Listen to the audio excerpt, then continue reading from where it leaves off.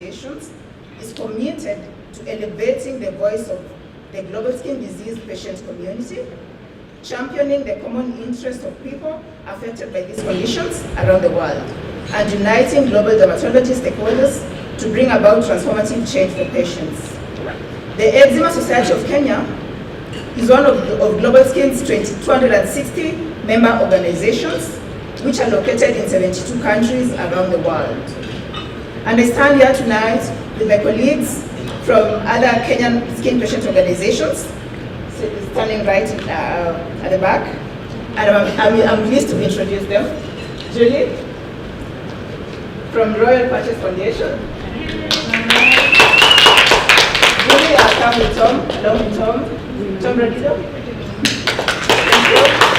James Laban from the Vitiligo Society. James Laban is not here. Noel is also not here. Tina, Cheshma, Dr. Rice Association Kenya. Susan is Susan. Christine from Rare Skin Diseases.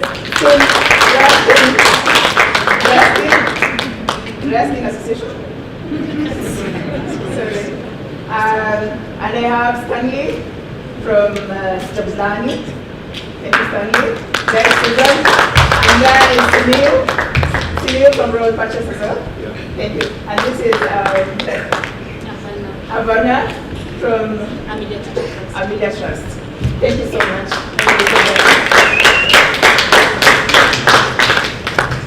We are also joined in this room by more than 25 other global skin member organizations from across the African continent.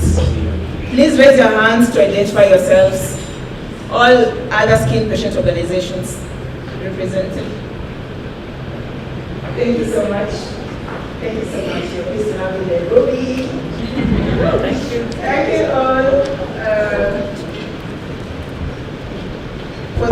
all for your hard work in supporting and advocating for your patients, and for being here at this event to put the spotlight on our patients. As skin patient advocates, we have gathered in Nairobi tonight, and for the next 2 days, for the very first ever global skin meeting on the African continent, right here in the heart of Nairobi. Together, we will be exploring ways to strengthen our African network so that the lives of the patients we serve are positively impacted. I'd like to warmly welcome to Nairobi a few other important attendees this evening. Global Skin Board Director, Dr. Gaylord Inena Wanyena, who leads COBETA in the Democratic Republic of Congo. Dr. Inena? Global Skin staff who have come all the way from their headquarters in Canada, Jennifer Austin, that's our senior, Tammy Shikowick, and Nicole Spital. Thank you. We have other dignitaries in the room, and I will ask, Jennifer will introduce them during her speech. I'm now pleased to welcome Global Skin's Chief Executive Officer, Jennifer Austin, to tell us more about why we are all here this evening. Welcome, Jennifer.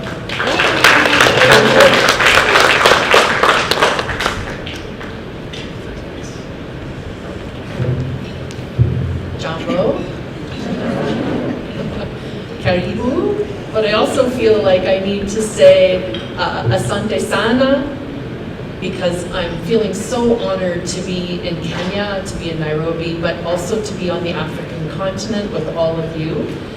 It really is a highlight of my life to be in this room tonight, and certainly a highlight for Global Skin and all of the staff back in Canada, as well as my colleagues Tammy and Nicole, who are here tonight, to be able to have this very first meeting of our patient organizations from across the African continent all together. So welcome. Karibu.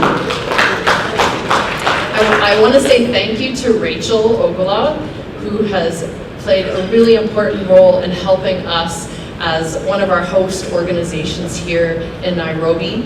She has done so many things to make this event special and to help bring all of us together tonight.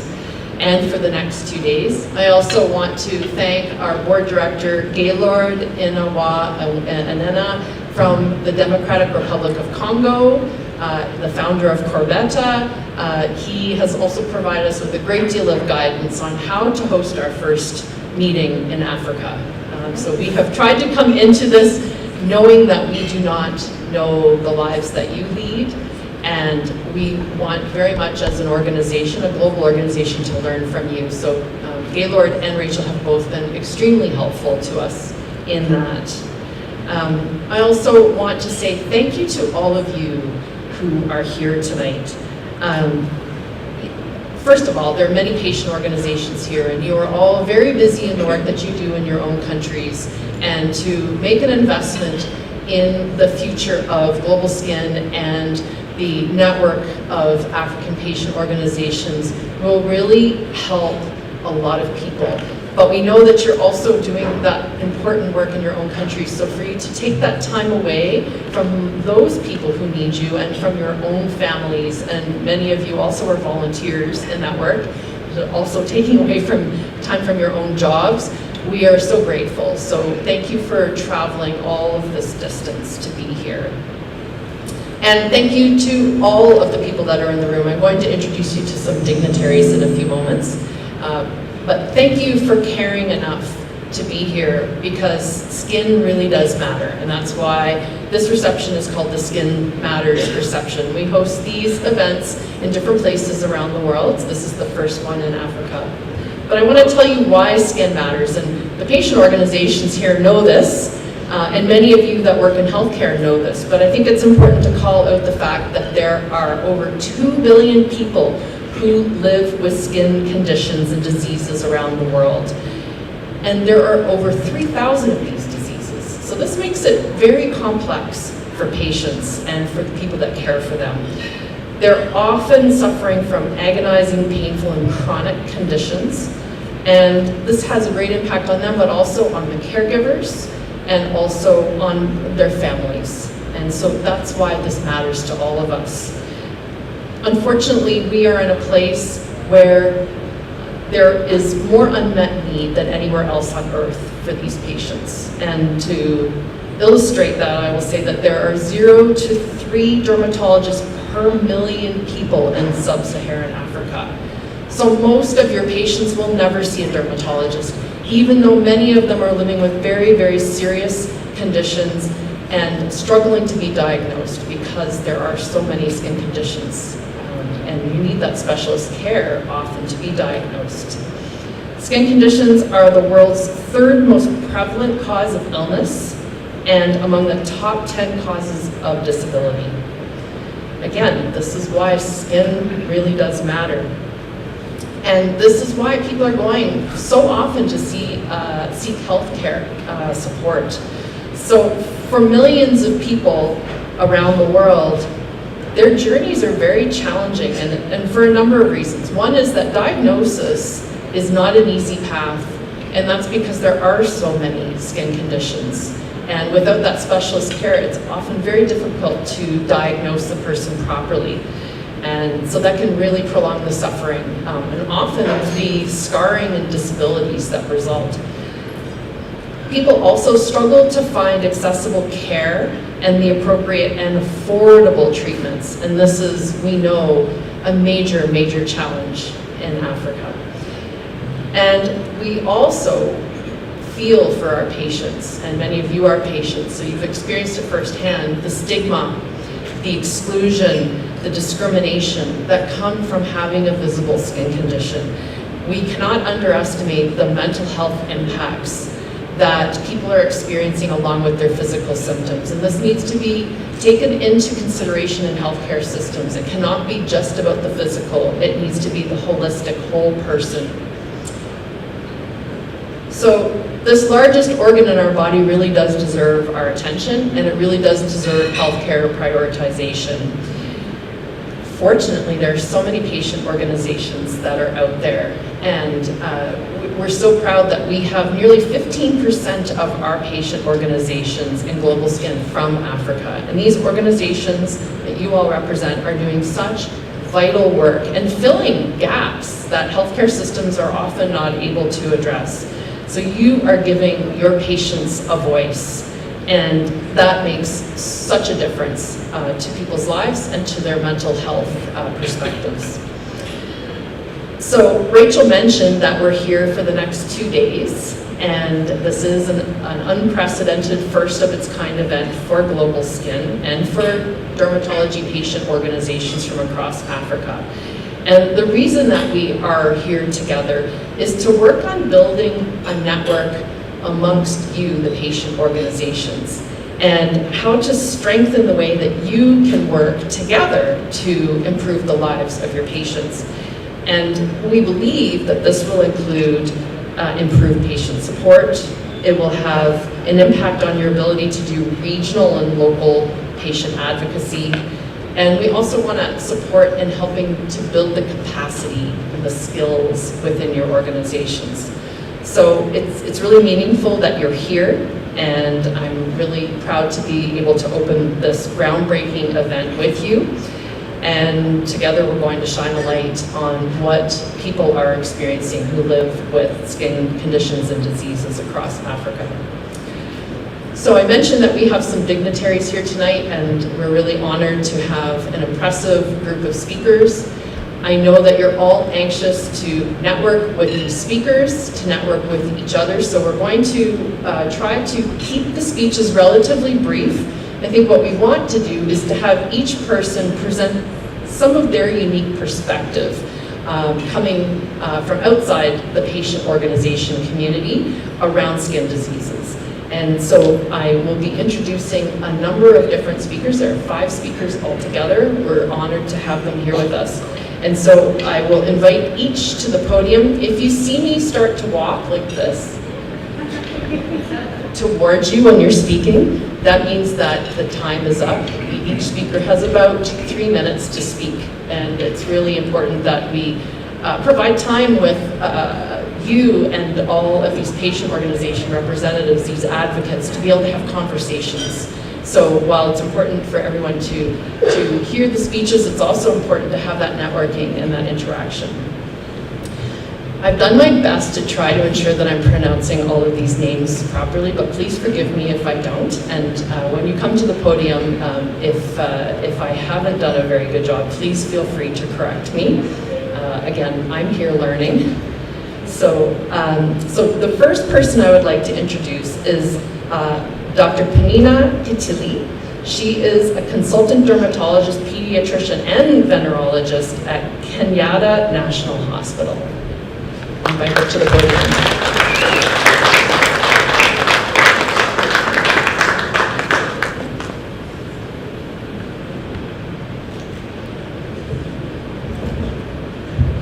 Good evening, everybody.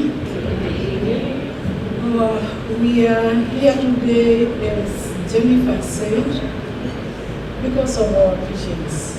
I am Dr. Kitili Penina, as she has said. I happen to have worked in the Kenyatta National Hospital for many years, and I think that's why I've always been associated with it.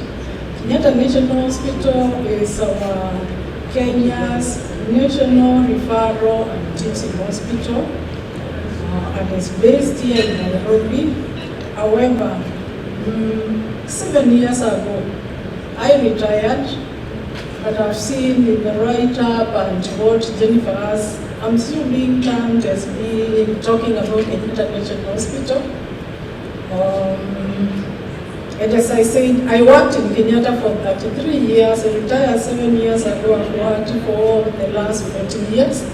But I'm one of my very good students in the audience, Dr. Priscilla Angwenyi.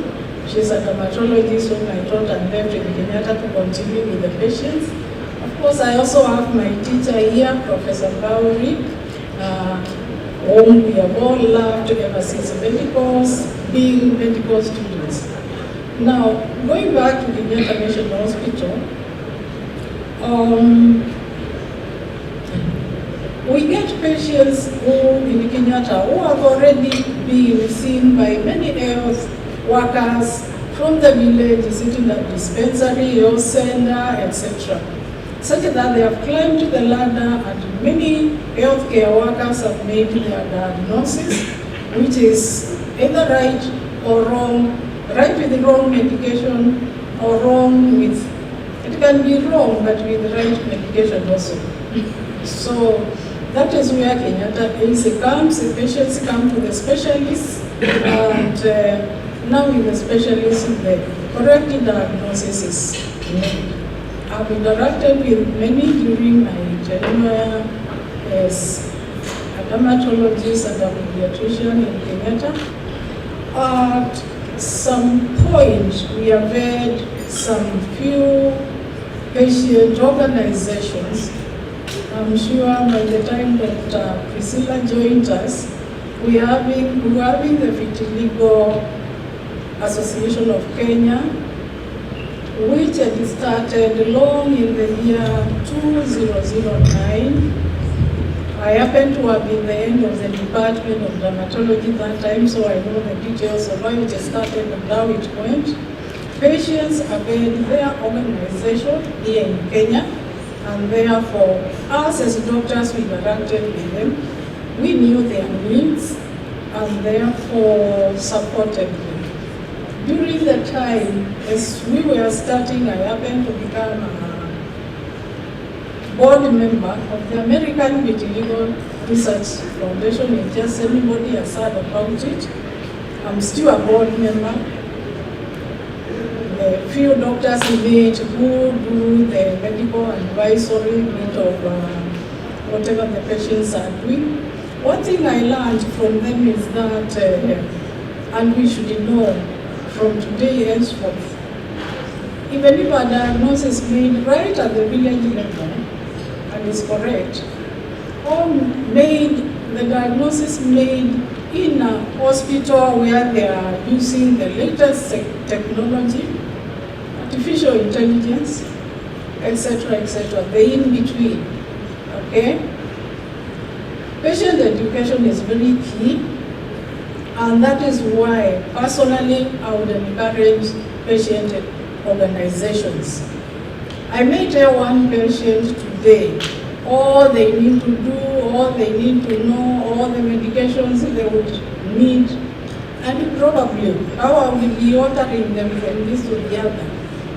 When they go to their organizations, they are able to teach the others.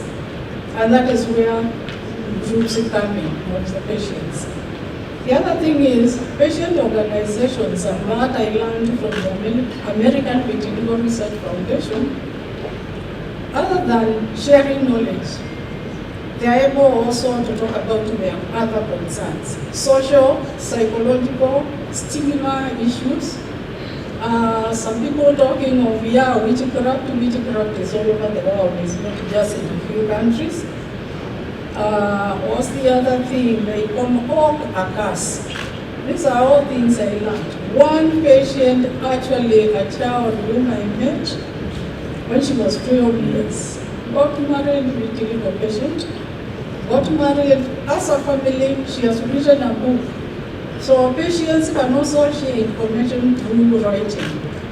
And then finally, they can push administrators, their governments, their ministries of health to support them in lowering prices of some of the things that they use, some of the medications. I think that is very important.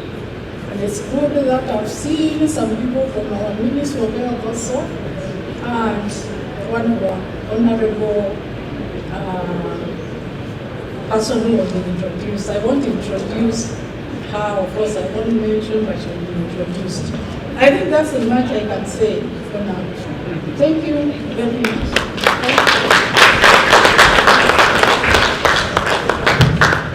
Thank you, Dr. Panina. I think it's really important to highlight the possibilities of collaboration between patient organizations and dermatologists and hospitals and dermatology societies. And I'm sure that's something that we'll be talking about as a group. So thank you so much for bringing that important perspective. So I'm going to now call to the podium Dr. Rebecca Tui. She's the Acting Director of the Curative Services in the National Ministry of Health.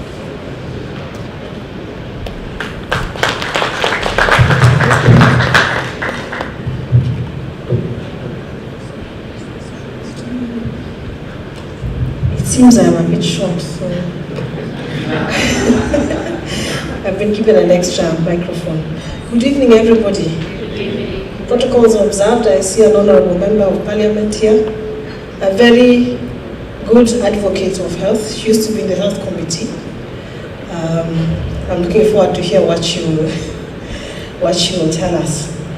I work at the Ministry of Health, and for me it's very exciting to hear that Global Skin chose Kenya to be the first place to have the meeting on the African continent.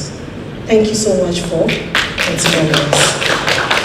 I think it's an honor. And even the location, if you just look out here, you will see the national park.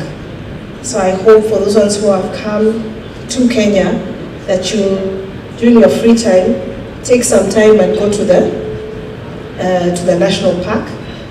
I know this hotel also has a very nice balcony over there where you can actually watch the wildlife. It's advisable to go there in the morning. You can see some wildlife there. So thank you so much for considering us. Your remarks were very interesting. You talked about accessible, affordable healthcare, which points towards universal health coverage, something that the government of Kenya is very, very passionate about. And we feel as a government that no one should be left behind. And that includes those ones who have dermatological diseases.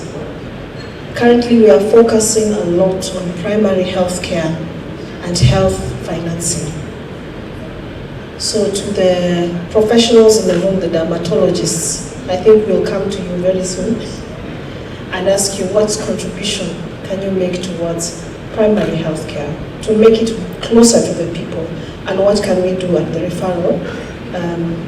referral centers, and how will it flow? My senior colleague said that the issue of diagnosis is very, very important, and I agree with her. So the question again for the professionals in the room, what are the clinical pathways that a patient who has a dermatological condition, what pathways do they have to travel so that we can properly cost the care that they need, and then see how it can be covered. The other thing is that I've had the opportunity of going to many associations, and I even talked to Dr. Katili and I asked her, do we have healthcare providers here? Do we have the patients, and do we have the caregivers? Because when we have one umbrella association, putting everybody together, and then you have a nice network, it will be so easy to access a caregiver, psychological support, because you can have support groups, and then it's also a good place to go and get information. So it's something again to think about, where you can have an umbrella association where you have patients, the caregivers, and the healthcare, and the healthcare providers. So I think I just want to say thank you for the opportunity to speak, and just to assure people, especially the people who work in the health care fields, our doors are open. You can come to the Ministry of Health, 4th floor, ask for Dr. Kiptui, and we'll have a conversation and see how dermatology can be something to be included. Thank you very much.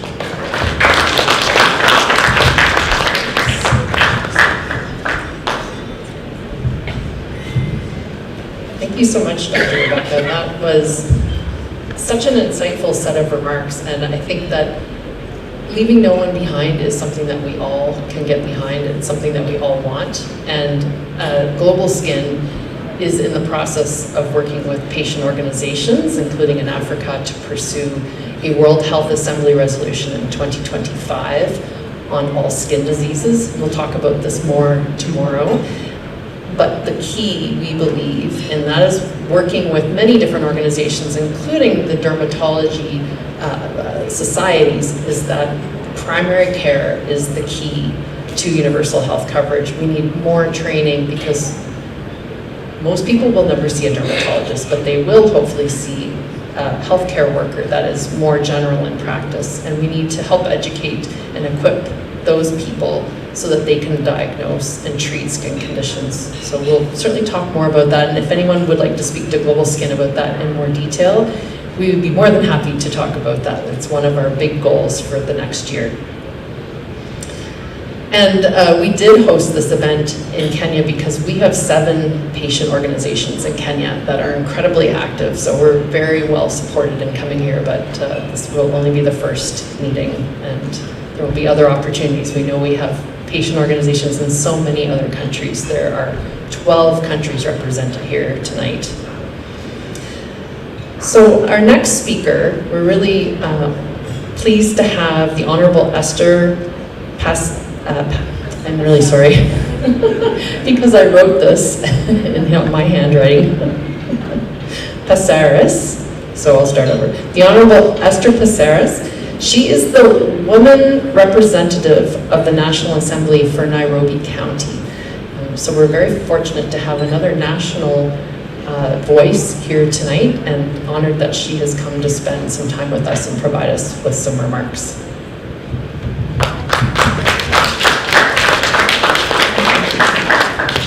Thank you, Jennifer, thank you.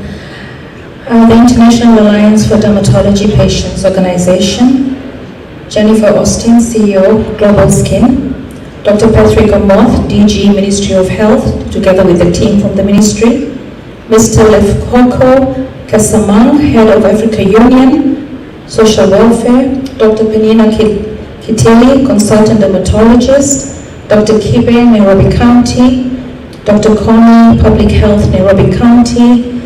Ladies and gentlemen, good evening. Before I start, I'd like us to have a moment of silence. Kenya has just had a tragic accident of an helicopter that was carrying 8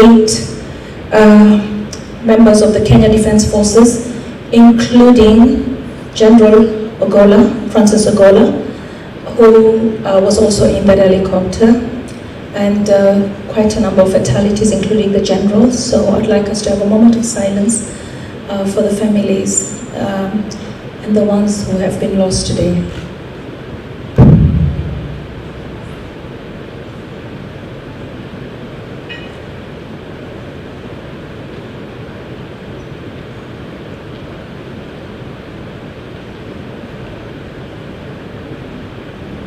Thank you. So, my name is Esther Pasaris. I know the name's a bit difficult. If I'm half Greek and quarter Dutch and quarter Kenyan, so I have Pasaris as a surname. I still carry my father's name. It's already a brand. I have been in politics from 2007, aspiring to be an elected leader. It took me 10 years to finally get elected in 2017. I serve as the woman representative, which is basically the member of parliament for Nairobi. Kenya has 47 counties. Each one brings forth a woman. It's an affirmative action seat, trying to make sure that women get into the National Assembly and the Senate. Our constitution says that we should not have more than 2/3 of one gender. So because it's very difficult, even though the population is 50-50, very difficult for women to get into that space. It's been controlled by the patriarchal Kenya. They created 47 slots just for women. We've had almost 10% women fighting with men and getting in. We've also had quite a few governors that have come in. So the fight continues to get more women in legislation.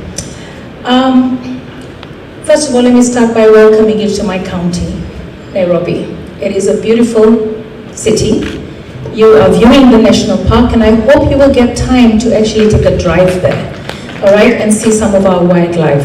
It's a beautiful drive, there's restaurants in the park, and it'll be really fun thing. You know, I always say some of these conferences that we have work us to the bone. We get in, we get out, we don't even see the country. I hope you get a chance because it's just 5 minutes away, all right, by drive. Now the topic, oh wow, global skin. You know, I'm very proud of the Parliament and I'm very proud of my political party because we actually nominated Isaac Mora, who's currently the government spokesman, into the Senate. And while he was there, because he was living with albinism, while he was there, he brought it to highlight that, you know what, we need sunscreen. There's also Dr. Choksi, who does a lot of work in that field. She's an eye doctor, an ophthalmologist. She always says ophthalmologist, okay? And she actually provides a lot of free testing, free classes for the community. Now, the government actually decided, yes, we will provide sunscreen, but there's a lot of other things that we need to do. Now, you coming together and having this inaugural meeting in my county and bringing all of you from Africa together is a step in the right direction. I always say, as legislators, you know, we don't really get everything, right? We legislate, regulate, drive policy only after the community comes together. And you know, I was so glad to see Penina talk about her student and her teacher. And for me, that shows 3 generations on the cause. I know that we don't have many dermatologists in Kenya, but it's a field that once you highlight the issues and you come together, you strengthen the career, and you also bring to governments the issues and the areas that you want us to help. Now, when I say help, I mean there's limited resources in every government. And what we have to do is, first of all, recognize what are the issues. And I remember there came a time when it was crazy in the East Africa region where persons living with albinism were actually in danger because there was all kinds of conversation about their body parts being able to empower you and make you successful. It was crazy. I mean, the Japanese government came up with a project for blind and persons living with albinism for massage, shiatsu massage. They were being taught. So I actually got to meet a young lady called Edna, and she was amazing in what she did. But I remember one day when she was coming to my house to actually give me a massage, she came in and she was so traumatized and she was crying, and I said, what's going on? She goes, at the bus stop, you know, as I was heading to you, somebody did this and says, hey, you, I can make some money on you. And she was so traumatized, she thought, wow, they can kidnap me, they can sell me. And quite a number of persons living with albinism actually had a lot of trauma during that period. And it took civil society to actually drive and media. The fourth estate is really important in driving the concerns about the citizens. All right, and there is in Africa, sadly, you know, we still associate a lot of things with witchcraft. We don't see it as an ailment. We see this is witchcraft. This has been done to the family by somebody who wanted to do ill to the family. So a lot of education is needed. I have a friend, Josephine, who recently got vertigo, and she's struggling with it. And I feel that, you know, a lot of support is needed, a lot of understanding is needed, you know. And I think in Africa we have a lot of work to do. So as a legislator, what I can pledge, and I've spoken to Rachel about this, is help with petitions to move government in certain areas, help with government being signatories to certain memos that are about that are being driven, so that we can also actually take a stand on certain issues, help to ensure that we zero rate the medication and the creams required, and then also help to ensure that our national insurance cover, which is right now under review, actually provides for treatment for the communities, okay, that require them. So there's a lot of work to be done, but I'll tell you what, I'm confident that we will achieve milestones. And the reason I'm confident is because of this gathering. You being here today to highlight the issues, to have a discussion, to share experiences, means that everybody will be a step ahead. By the time you're done with your conference, you can actually go and celebrate at the National Park, because you will have given us something to work with. Shared experiences is the only way for us to perfect our world. Humanity begs for us to come together to resolve and solve our problems. When we work together, we are stronger and we will achieve so much more. So I want to congratulate you, Jennifer, with your team for coming into Kenya. I looked at this, one skin, one world, one voice, join the global skin movement. I stand here and say, I have joined you as a legislator. Besides, I was a member of the Health Committee in the last Parliament. Currently, I'm a member of the Housing and the Lands Committee. But in the last Parliament, I worked with Unite and I became the chapter chair for Eastern and Southern Africa. Unite is an organization of a network of parliamentarians coming together for global health. So I will still be able to advocate for it on the Unite platform, but I also am a member of the Pan-African Parliament. So the Pan-African Parliament, I'm glad to see you have somebody from the African Union. I'm hoping that when we do have the issues, we can come up with model laws so you don't have to go around all the 54 states. You can actually come to the Pan-African Parliament and we can have a model law that then will be taken to all the countries, because all the countries in Africa are represented at the Pan-African Parliament, stationed in Midrand, South Africa. So I will stand here and tell you that you've got me. I will work with you. I will work for you. Thank you so much. I wish you good deliberations in your conference, and I want to say welcome to Nairobi County. God bless you.